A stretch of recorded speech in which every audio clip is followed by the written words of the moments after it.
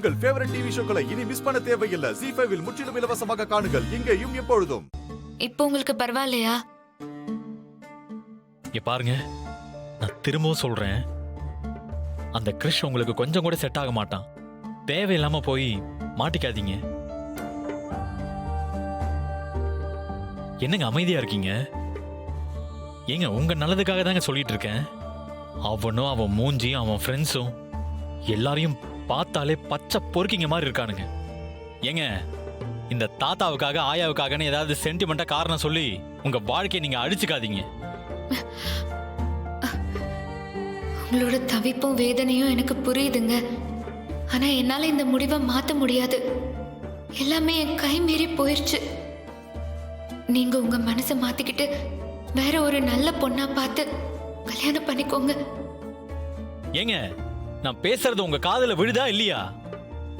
சாரிங்க, நீங்க எத்தனை தடவை கேட்டாலும் என்னோட முடிவை நான் மாத்திக்க போறது இல்ல. என் வாழ்க்கையை விட என் தாத்தாவோட வாக்கு தான் எனக்கு ரொம்ப முக்கியம். நான் சென்டிமெண்டா முடிவெடுக்கிறேன்னு கூட நீங்க வச்சுக்கோங்க, என்ன முட்டாள்னு கூட திட்டிக்கோங்க.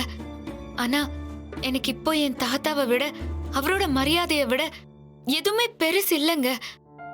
அவரோட வார்த்தையை காப்பாத்த என்னோட வாழ்க்கைய நான் ஒப்படைச்சிட்டேங்க. இனி எந்த முடிவும் என் கையில இல்ல. திரும்ப திரும்ப இப்படி முட்டாள்தனமா பேசாதீங்க. பேசுறதுக்கு வேணா இதெல்லாம் நல்லா இருக்குங்க, ஆனா ரியல் லைஃப்ல ரொம்ப கொடுமையா இருக்கும். அதனால பெரிய தியாகி மாதிரிலாம் நினைச்சுக்காம உங்களை காப்பாத்திக்கிற வழியை பாருங்க ப்ளீஸ்.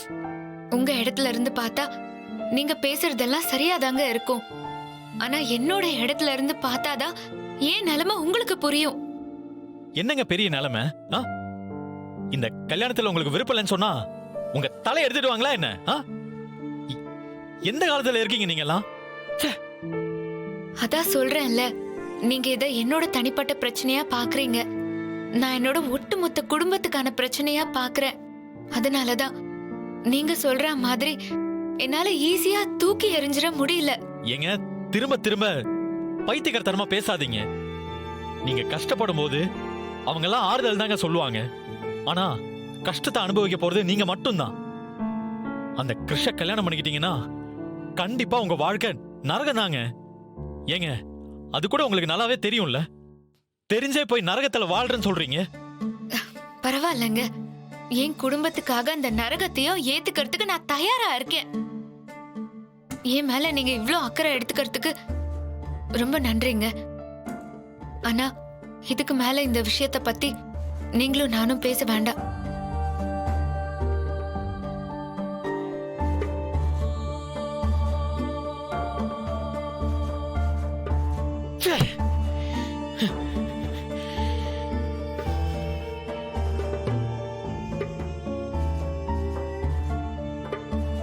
எதுக்காக இவ இப்படி பேசுறா?